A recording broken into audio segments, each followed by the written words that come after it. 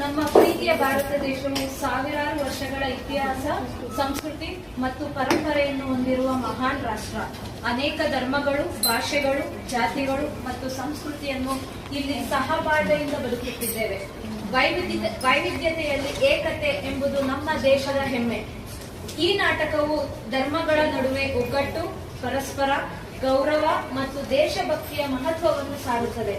ಧರ್ಮಗಳು ಬೇರೆ ಬೇರೆ ಆಗಿರಬಹುದು, ಆಚರಣೆಗಳು ವಿಭಿನ್ನವಾಗಿರಬಹುದು, ಆದರೆ ನಮ್ಮೆಲ್ಲರ ತಾಯಿ ಒಂದೇ, ಭಾರತ ಮಾತೆ. ಬನ್ನಿ, ಭಾರತ ಮಾತೆಯ ಮಕ್ಕಳಾದ ನಾವು ಹೇಗೆ ಒಗ್ಗಟ್ಟಿನಿಂದ ಬದುಕಿ ಸ್ವಾತಂತ್ರ್ಯವನ್ನು ಸಾಧಿಸಿದ್ದೇವೆ ಎಂಬ ಸುಂದರ ಕಥೆಯನ್ನು ನೋಡೋಣ.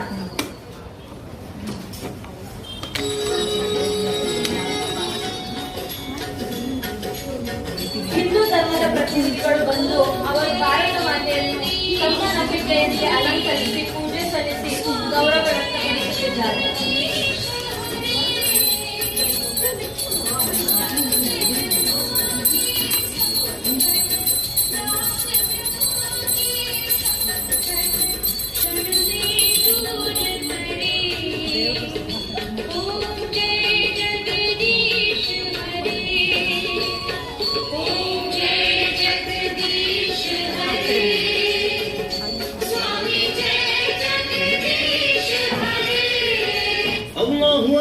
ಮುಸ್ಲಿಂ ಬಂದು ತಮ್ಮ ಧಾರ್ಮಿಕ ಸಂಪ್ರದಾಯದಂತೆ ಪ್ರಾರ್ಥನೆ ಸಲ್ಲಿಸಿ ಭಾರತ ಮಾತೆಯ ಮೇಲೆ ತಮ್ಮ ಭಕ್ತಿಯನ್ನು ತೋರುತ್ತಿದ್ದಾರೆ.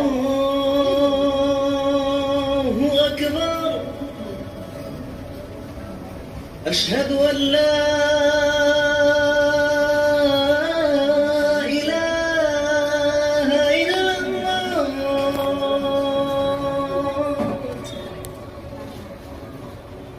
أشهد أن لا إله إلا الله أشهد أن ಕ್ರೈಸ್ತ ಧರ್ಮದವರು ಬಂದು ತಮ್ಮ ಧರ್ಮದ ವಿಧಿವಿಧಾನದಂತೆ ಪ್ರಾರ್ಥನೆ ಸಲ್ಲಿಸಿ ಭಾರತ ಮಾತೆಯನ್ನು ಗೌರವಿಸುತ್ತಿದ್ದಾರೆ.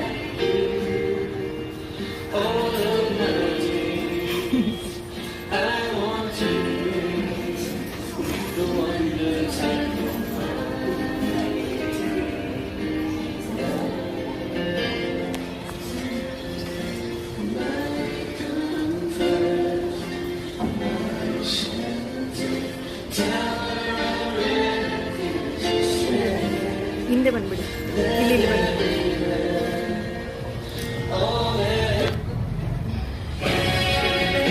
ಎಲ್ಲಾ ಧರ್ಮದ ಜನರು ಭಾರತ ಮಾತೆಯನ್ನು ಪ್ರೀತಿಸುತ್ತಾರೆ, ಆದರೆ ನಿಧಾನವಾಗಿ ಒಂದು ತಪ್ಪು ಕಲ್ಪನೆ ಅವರಲ್ಲಿ ಹುಟ್ಟುತ್ತದೆ.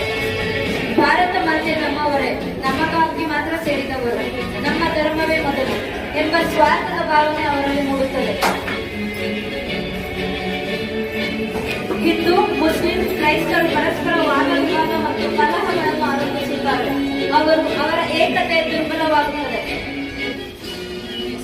ಈ ಅವಕಾಶವನ್ನು ಬಳಸಿಕೊಂಡ ಬ್ರಿಟಿಷರು ಭಾರತಕ್ಕೆ ಬರುತ್ತಾರೆ. ಭಾರತೀಯರು ತಮ್ಮೊಳಗೆ ಜಗಳವಾಡುತ್ತಿರುವುದನ್ನು ಕಂಡು ನಮ್ಮ ದೇಶದ ಸಂಪತ್ತು, ಐಶ್ವರ್ಯ ಮತ್ತು ಅಮೂಲ್ಯ ಸಂಪನ್ಮೂಲಗಳನ್ನು ಲೂಟಿ ಮಾಡತೊಡಗುತ್ತಾರೆ.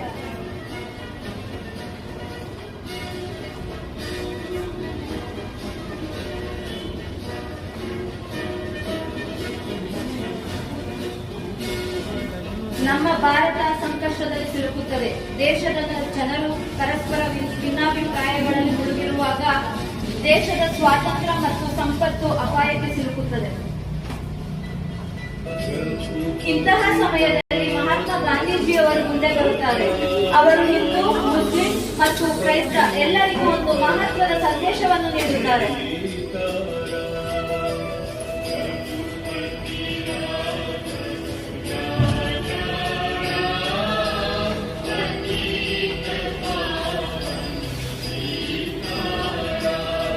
ನಾವು ಬೇರೆ ಬೇರೆ ಧರ್ಮಗಳಿಗೆ ಸೇರಿದವರೇ ಆಗಿರಬಹುದು, ಆದರೆ ನಾವೆಲ್ಲರೂ ಭಾರತೀಯರು. ನಮ್ಮ ಶಕ್ತಿ ನಮ್ಮ ಏಕತೆಯಲ್ಲಿದೆ. ನಾವು ಒಗ್ಗಟ್ಟಾಗಿದ್ದರೆ ಯಾರು ನಮ್ಮನ್ನು ಸೋಲಿಸಲಾರರು.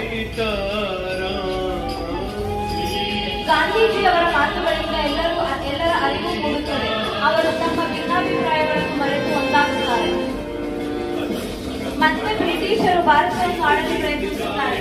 ಆದರೆ ಈ ಬಾರಿ ಭಾರತೀಯರು ಒಗ್ಗಟ್ಟಿನಿಂದ ಅವರ ವಿರುದ್ಧ ಹೋರಾಡುತ್ತಾರೆ.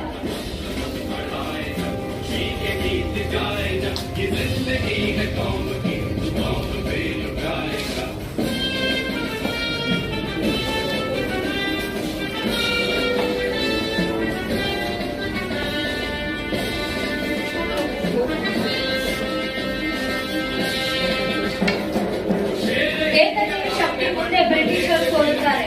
ಅಂತಿಮವಾಗಿ ಭಾರತ ಸ್ವಾತಂತ್ರ್ಯದತ್ತ ಹೆಜ್ಜೆ ಇಡುತ್ತದೆ ಮತ್ತು ಬ್ರಿಟಿಷರು ಭಾರತವನ್ನು ತೊರೆಯಬೇಕಾಗುತ್ತದೆ.